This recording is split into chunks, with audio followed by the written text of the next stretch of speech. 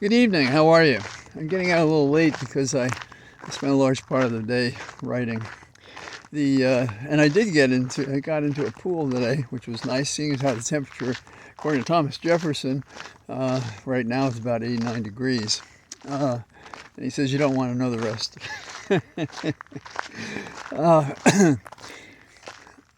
From time to time, I've tried to encapsulate for myself and for you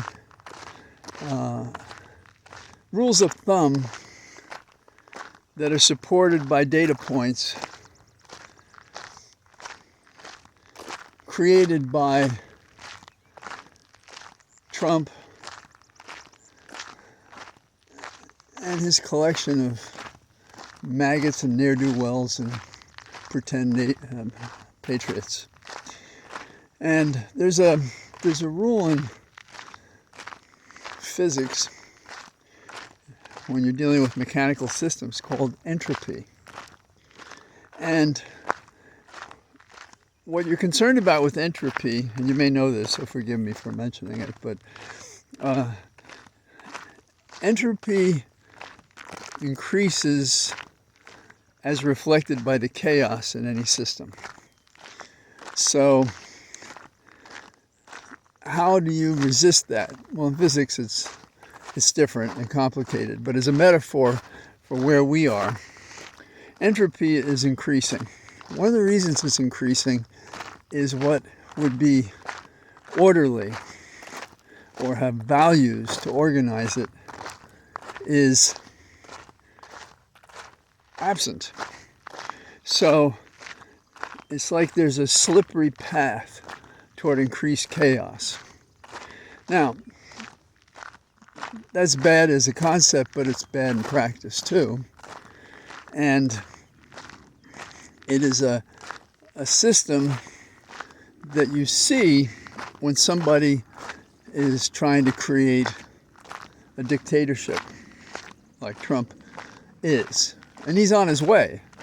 And people keep sort of pretending that nothing's happening. I mean, you know, as a kid, when you hear the story of the emperor has no clothes and everybody pretends to see the clothes that he doesn't have on, you think, well, that's ridiculous.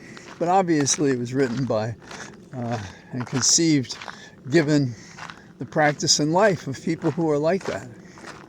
I may have mentioned this before, but Daumier has a marvelous painting. I believe it's a painting. And it's two naked men, elegantly thin. It's not sexual at all. By the removal of the identities of who they are, they're bowing and submitting each to the other and uncertain of who was superior.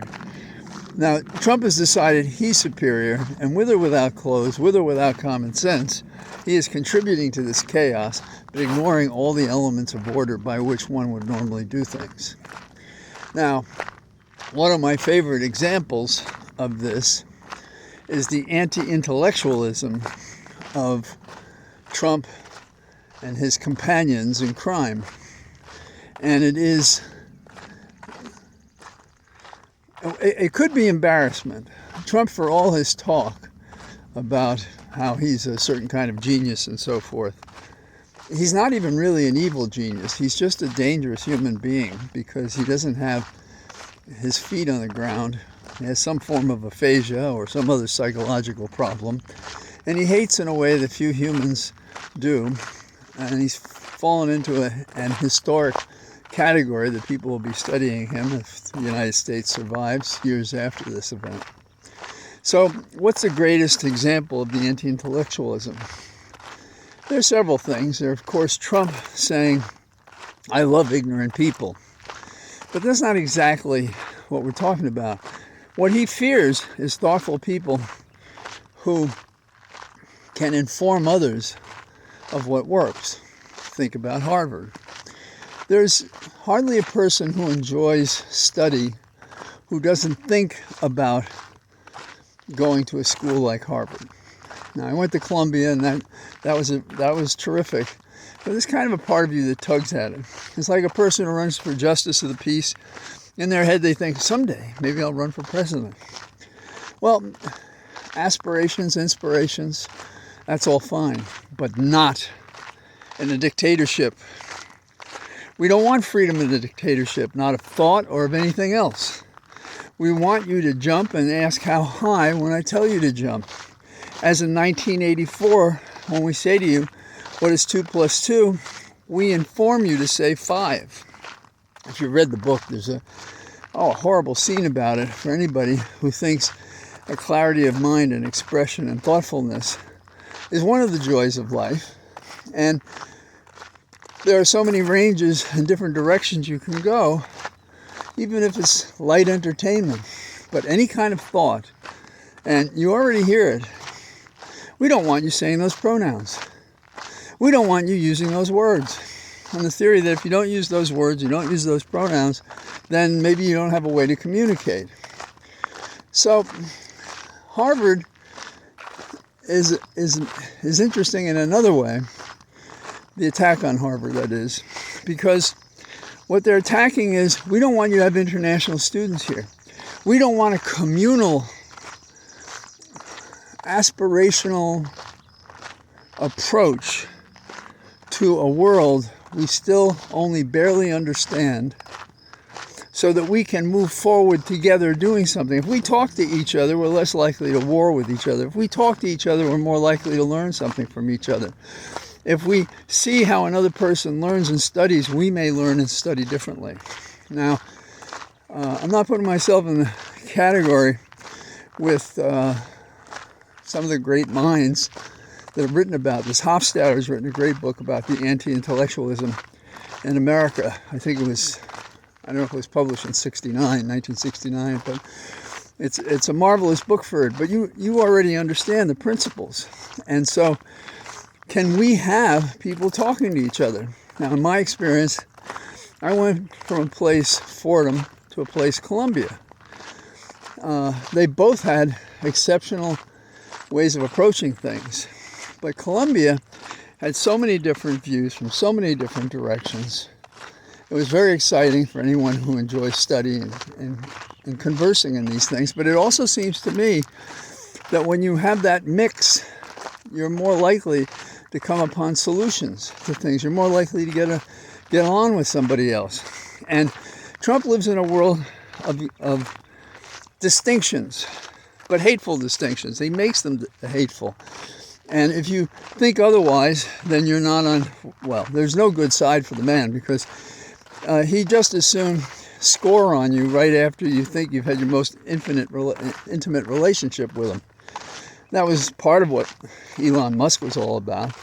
Guy had a big bankroll, helped him buy the White House. Now, when I say buy the White House, I'm not talking bribery. I'm talking about manipulating minds, the intellect, promising things, lying about the facts. So we have these data points, and that's why they attack Harvard. Because if they attack Harvard, and Harvard doesn't fight, they chill all the other universities in America.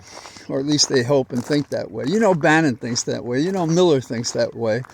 And Trump, on the occasional 1 out of 10 real thoughts, he thinks that way. So, but here's the catch. We still have judges on the bench who think you can't do that. And the judge has issued an order saying you can't do that. And those international students, they will be able to come here. And I expect this all to be cleaned up in 72 hours. That's what the judge said. This is what we're dealing with. Now, on the Hill, it drives me crazy. And this is about clear thinking as well, I think, and how you articulate what your objective is. And the Democrats are doing a really shitty job of it, supposedly the party of education and thought, and they can't put together 2 sentences that say what's at the heart of it. And it goes like this for me. Trump can't make up his damn mind on one of the most important decisions. He's given the other side, that is, if we're going to be involved, enough time for preparations, who knows, to hurt and damage Americans abroad and all over the place. How many people declare a war and say, I'm going to wait a couple of weeks, after Pearl Harbor was attacked. How long do we have to wait before we ran out the door and said, we're going to kick your ass in a war, and we're going to align ourselves with Great Britain and France. You know, and so what is he doing? Number one, he's violating the rules of leadership. But the other is, he doesn't have the authority to do what he proposes to do. And Congress is dragging their knuckles on the floor, trying to figure out how to do it. And so they say, only we can authorize it. Okay, but that's half the message. That is to say, you can authorize it. You must be the one that does authorize it if it's authorized. But the message should be, we want a resolution to prevent this war. Because this guy is not up to the task, for one thing. I wouldn't have him park my car, and there's evidence that he can't park one of Elon Musk's cars. But the Hill is in a dangerous place because they sit up there just sort of hiding in corners. And then, you know, when that bozo came out and called the senator who was beating up Jose, his name's Alex, it may it's the Irish in me, but I'd say I'd like to have that guy in a room and kick his ass. What's his name again? Bird Brain? This is the guy that drinks all the time. You know, people say you shouldn't talk like that. Well, hell, we should put it out in the open, because dying slowly and becoming impotent and losing your freedoms in a slow motion machine is not better. It is not better. And when people are arrested, there should be 20 senators, congressmen, people there the next day demonstrating themselves. Arrest us, you bastards. So, there's a couple of thoughts I have today. The rest of the stories all fit in this category of 1,000 cuts. You know, you've seen these popular TV shows and movies and so forth, these vengeful stories. And more now, they have a person stab another 100 times in the back and let them bleed out. Well, we don't do it quickly. We slowly cut ourselves. You know, we kind of nick an artery here and do something else there. And the Supreme Court gets some nerve and issues another bad decision. And some trial court judges get it, and there's some out there who don't, and some appellate courts that don't know what to do. And it's because these people have not fought for anything in years of their life. You and I have had to figure out what we could do with our life, be privileged to find people that we enjoy being with, manage to make enough to eat and have fun, and to deal with the problems that happen. Because this walking mass of meat that we all occupy is imperfect. And because it's imperfect, we have to take care of it. That's real life. We got people up there in the House and the Senate. They don't worry about insurance. They don't worry about income. Once they've been in Congress a while, they get a they get a pension that takes care of them the rest of their life if they want. And if on their last campaign they have $1 million and they say, I'm not going to run this time, they keep the $1 million if they want, or they can give it to others. How is that like our life? It's not. And those who reflect upon it, that is, live their life in such a way as, it's not to be ascetic, but it is to be somehow respectful of the good that happens to you and the bad you recover from. And Trump doesn't know anything about that. He's been grabbing and stealing and lying his whole life. And that anybody for a moment would have the image of him as a worthwhile person tells us the failure of the American public to understand that it's not just what you want, it's what we want. We need to exist as a community. Now, we all know people, you see them, they'd open the door for you, they'd say nice things to you, if you cough, they say, are you okay? Trump and his people don't live in that world. They don't have any of that. You know, it was, I was thinking the other day about how I got into the kind of range of political events that I did. And I think the principal thing was it bothered me, the corruption, people not living up to a public post. And where did I get that from? I got it from books and from TV and from my parents, from kids in the street, from families that were middle class. Most of them didn't go past high school. My brother didn't, my mom and dad didn't. So you can figure out how to make a good life as best you can with this mortal cavity we occupy. And so we have to throw this bastard out of office. It's not tolerable to have him in office any longer. And I'm losing the light because I waited too long to be out here, although it's got a bright picture I can see. So and I'm wearing a hat and some relaxed clothes because I was out with the animals and it was damn hot here earlier today.